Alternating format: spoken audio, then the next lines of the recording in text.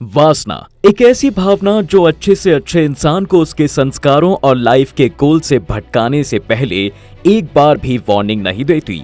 इस वासना का इफेक्ट हम कलयुग के बच्चों में साफ साफ देख सकते हैं, लेकिन ऐसा कहना गलत होगा कि ये भावना आज के समय में पैदा हुई है। अगर हम आपसे कहें कि वासना का प्रकोप लाखों हजारों सालों पहले ऋषियों में भी था, जिसकी वजह से इतिहास में कई बड़ी अनहोनी हुई हैं, और तो और ऋषियों के साथ साथ इसमें कुछ देवताओं का नाम भी आता है, तो आपको क्या यकीन होगा? जी हाँ, ये एकदम सच है। पर सवाल ये उठता है कि आखिर उन लोगों ने इतना ज्ञान होने के बाद भी काम वासना का हाथ क्यों थामा, क्यों संभोग का रास्ता चुना? क्या इसके पीछे उनकी कोई मजबूरी थी, या फिर इन सब के पीछे भी किसी की भलाई छिपी थी? इन सभी सवालों के जवाब जानने के लिए हमें सबसे पहले जानना होगा कि वो थे कौन। मित्रों, इस लिस्ट में सबसे पहले नाम आता है ऋषि पराशर का। असल में अगर पौराणिक मान्यताओं की माने तो एक बार ऋषि पराशर यमुना पार करने के लिए सत्यवती नाम की कन्या की नाव में सवार हुए। उसके रूप को देख ऋषि के अंदर वासना जाग उठी। बस फिर क्या था, ऋषि पराशर ने सत्यवती के सामने संभोग का प्रस्ताव रख दिया। लेकिन उनके प्रस्ताव के सामने सत्यवती ने अपनी कुछ शर्तें रख दी। सत्यवती की पहली शर्त ये थी कि उन्हें ऐसा करते हुए कोई ना देखे। ऋषि ने ये शर्त मान ली और अपनी दिव्य शक्ति से घने कोहरे का कृत्रिम आवरण बना दिया। फिर सत्यवती ने कहा कि उसकी कौमार्यता किसी भी हालत में भंग नहीं होनी चाहिए। अब ऋषि ने उनको आश्वासन दिया कि उनकी कौमार्यता वापस आ जाएगी। इसके साथ ही सत्यवती ने कहा कि अगर ऋषि उन्हें मछली जैसी बदबू से मुक्त करेंगे तो वो उनकी बात मान जाएंगी। ऋषि ने तुरंत उनकी बदबू दूर कर दी और उसके शरीर से फूलों की खुशबू आने लगी। इस तरह ऋषि पराशर और सत्यवती के बीच संभोग हुआ।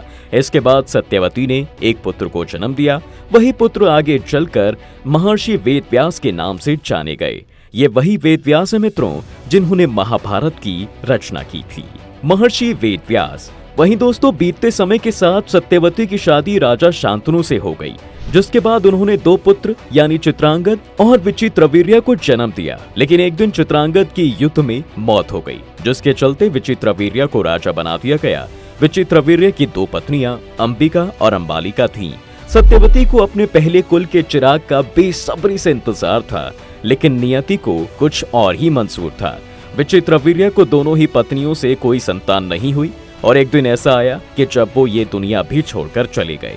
इन सब के बाद भी सत्यवती के मन में वंश की इच्छा खत्म नहीं हुई। वंश की रक्षा के लिए सत्यवती ने अपने पहले बेटे और अंबिका और अंबालिका के जेठ ऋषि वेदव्यास को याद किया। सत्यवती ने वेदव्यास से, अंबिका और अंबालिका से पुत्र प्राप्ति की इच्छा जाहिर की। सबसे पहले सत्यवती ने बड़ी रानी अंबिका और फिर छोटी रानी अंबालिका को वेदव्यास के पास भेजा।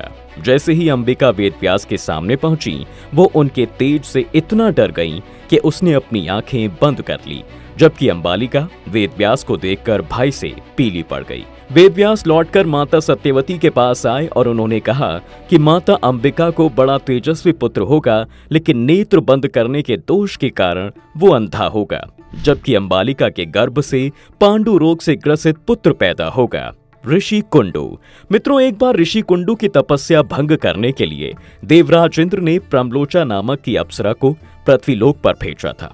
अप्सरा जब ऋषि कुंडू के सामने प्रकट हुई तो ऋषि कुंडू उसके रूप और सौंदर्य को देखकर उस पर मोहित हो गए और उसे अपने साथ लेकर मंदरांचल पर्वत की गुफाओं में चले गए।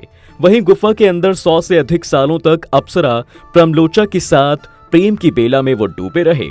100 साल जब बीत गए तब एक दिन अप्सरा ने ऋषि कुंडू से जाने के लिए कहा कि ऋषिवर, अब मैं स्वर्गलोक वापस जाना चाहती हूँ, इसलिए आप मुझे प्रसन्नता पूर्वक विदा कीजिए।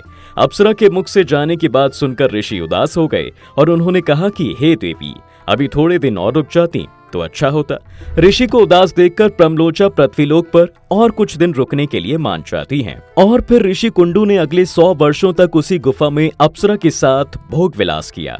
फिर 100 वर्षों बाद एक दिन प्रमलोचा ने ऋषि कुंडू से कहा, हे मुनि, मुझे पृथ्वीलोक पर आए बहुत समय हो गया है, अब तो आप मुझे स्वर्गलोक जाने की आज्ञा प्रदान करें। ऋषि कुंडू उनकी बात सुनकर फिर व्यथित हो गए और बोले, हे देवी, अभी कुछ दिन और रुक जाती तो अच्छा होता। ऐसे ही करते हुए कई सौ साल गुजर गए और जब भी प्रमलोचा स्वर्गलोक जाने की बात ऋषि से कहती तो वो किसी भी तरह से उन्हें मना लेते और अप्सरा ऋषि के श्राप के डर से कुछ कह भी नहीं पाती। ये तो हो गई ऋषियों की बात। अब मित्रों, अब आपको पुरातन काल के एक ऐसे देवता के बारे में बताते हैं जिन्होंने अपने ही गुरु की पत्नी पर गंदी नजर डाली और तो और उनके साथ अपनी वासना भी पूरी की। अब सोचने वाली बात है कि आखिर वो देवता हैं कौन। दरअसल हम बात कर रहे हैं चंद्रदेव की। चांद को लेकर कई पौराणिक कथाएं हैं। एक बेहद प्रचलित पौराणिक मान्यता की माने तो चंद्रदेव, जिसका रिश्ता देवों के गुरु बृहस्पति की पत्नी से जुड़ा है, कहते हैं बृहस्पति से शिक्षा लेने के बाद चंद्रमा ने एक ऐसा अपराध कर दिया जिससे देवगुरु का क्रोध चरम सीमा पर पहुंच गया। ऐसी पौराणिक मान्यता है मित्रों कि चंद्रमा ने बृहस्पति की पत्नी तारा का अपहरण कर लिया था। चंद्रमा ने तारा से विवाह कर लिया जिससे बुध ग्रह का जन्म हुआ। इस विवाद के बाद बृहस्पति और चंद्रमा में भीषण युद्ध हुआ। उस युद्ध में बृहस्पति ने चंद्रमा को पराजित कर दिया। कहते हैं उसके बाद चंद्रमा को बृहस्पति की पत्नी तारा को वापस करना पड़ा। वहीं एक और कथा की माने तो देवगुरु बृहस्पति से चंद्रमा शिक्षा ग्रहण कर रहे थे, तभी उनकी पत्नी तारा चंद्रमा की सुंदरता पर मोहित होकर उनसे प्रेम करने लगी। चंद्रमा भी तारा पर मुग्ध हो गए थे। दोनों में प्रेम हो गया और तारा चंद्रमा के साथ ही रहने चली गईं। बृहस्पति इससे बहुत नाराज हुए। उन्होंने चंद्रमा से अपनी पत्नी लौटाने को कहा, लेकिन ना तो चंद्रमा तारा को लौटाने को राजी थे और ना ही तारा खुद वापस जाना चाहती थी। इसी बात पर बृहस्पति और उनके शिष्य चंद्र के बीच युद्ध शुरू हो गया। दैत्यों के गुरु शुक्राचार्य और बृहस्पति में पहले से ही बैर था, इसलिए शुक्र चंद्रमा के साथ हो गए। बलि चंद्रमा के ससुर थे, वह भी चंद्रमा की मदद के लिए आ गए। असुरों के चंद्रमा के साथ हो जाने से देवताओं ने युद्ध में बृहस्पति का साथ दिया। गुरु शिष्य के बीच शुरू हुए इस झगड़े ने महासंग्राम का रूप ले लिया। बृहस्पति के पिता अंगिरस शिवजी के विद्या गुरु थे। वह अपने गुरुपुत्र के पक्ष में युद्ध के लिए गणों के साथ आ गए। वहीं ब्रह्मा को डर लगा कि इस युद्ध की वजह से कहीं सृष्टि का ही अंत ना हो जाए। वह बीच बचाव कर युद्ध रुकवाने की कोशिश करने लगे। ब्रह्मा तारा के पास गए और समझाया कि उसके प्रेम संबंध की वजह से पूरा संसार खतरे में है, उसे बृहस्पति के पास वापस चले जाना चाहिए।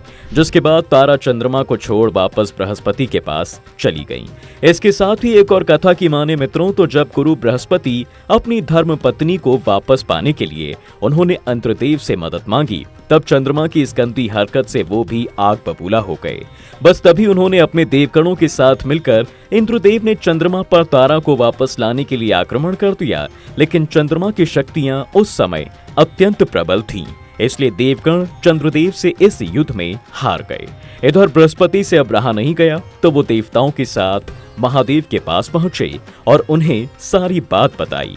वहीं शिवजी को जब चंद्रमा के इस घिनौनी हरकत की खबर मिली तो वो गुस्से से लाल हो गए। वहीं इससे पहले कि भोलेनाथ गुस्से में आकर कोई बड़ा फैसला लेते, ब्रह्मा जी ने बीच बचाव करना ही जरूरी समझा। इसके बाद ब्रह्मा जी ने बिना समय गवाए चंद्रमा से कहा कि तुम तारा की सुंदरता पर मोहित हो, लेकिन उनको पाने की लालसा को छोड़कर उसे अपने गुरु बृहस्पति को वापस छोड़ आओ। अगर भोलेनाथ ने तुमको सजा देने का सोच लिया तो तुम्हारा अंत निश्चित है, इसलिए जाओ, जाकर भोलेनाथ से क्षमा याचना करो। बस फिर क्या होना था। शिवजी के प्रचंड रूप से तो पूरा संसार डरता है और फिर चंद्रदेव क्या ही हैं। जिसके बाद चंद्रमा ने जाकर भोलेनाथ से और अपने गुरु बृहस्पति दोनों से माफी मांगी और तारा को उन्हें वापस कर दिया। लेकिन मित्रों, ऐसा भी कहा जाता है कि जब तारा अपने पति बृहस्पति के पास वापस लौटी उस समय वो गर्भवती थीं। बृहस्पति को तारा और चंद्रमा का ये नाजायज बालक एकदम भी मंजूर नहीं था, इसलिए तारा ने अपने गर्भ को गिरा दिया।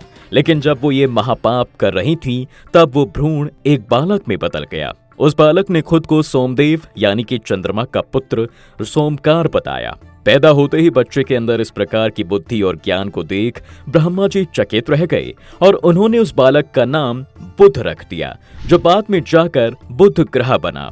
बृहस्पति ने उस बालक को कबूल नहीं किया, ऐसी कई कथाओं में कहा जाता है। इसलिए तारा से अलग होने के बाद चंद्रमा की सबसे प्रिय पत्नी रोहिणी ने उस बालक का लालन पालन किया था।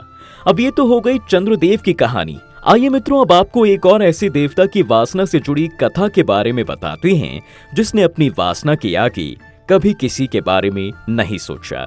असल में हम बात कर रहे हैं इंद्रदेव की। देखिए, ब्रह्म वैवर्त और पद्म पुराण की माने तो एक बार देवराज इंद्र जंगल में बनी एक ऋषि की कुटिया के पास जा पहुंचे। उन्होंने उस कुटिया में एक बहुत ही सुंदर स्त्री को देखा जिस पर वो मोहित हो गए। बता दें मित्रों कि ये कुटिया महान तपस्वी गौतम ऋषि की थी। जिस स्त्री को देखकर इंद्र मंत्र मुग्ध हुए वो महर्षि गौतम की पत्नी अहिल्या ही थी। अहिल्या की सुंदरता इंद्रदेव को बहुत ज्यादा भा गई। देवराज अहिल्या के साथ नजदीकियां बनाने की तरकीब सोचने लगे। उन्होंने अहिल्या के पति यानी गौतम ऋषि की दिनचर्या पर नजर रखना शुरू कर दिया। गौतम ऋषि रोज सूर्य उदय होने से पहले जग जाते और अपने नित्य कर्म समाप्त करने के बाद नदी के किनारे जाते थे। वो वहां 2 से 3 घंटे का समय व्यतीत कर फिर से कुटिया में आते। बस फिर क्या, देवराज इंद्र ने इसी मौके का फायदा उठाया और एक योजना बनाई। वहीं एक बार रात में जब गौतम ऋषि और अहिल्या निद्रा में थी, तब कुछ समय बाद इंद्रदेव ने अपनी शक्ति से भोर कर दी थी। ऋषि को लगा कि सुबह होने वाली है। वो हर रोज की तरह उठ जाते हैं और रोज के काम करने के लिए निकल जाते हैं। तभी इंद्र ने ऋषि का रूप धारण कर अहिल्या से मीठी मीठी बातें की और उसके साथ अपनी वासना पूरी की।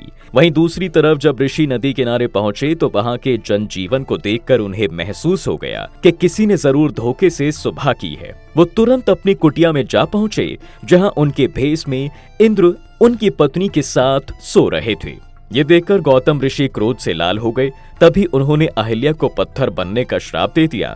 वहीं काम वासना की लालसा में घिरे इंद्रदेव को भी श्राप दिया कि उसके शरीर पर 1000 योनियां उग आएंगी। वो चाहते हुए भी किसी स्त्री के साथ संभोग नहीं बना पाएंगे।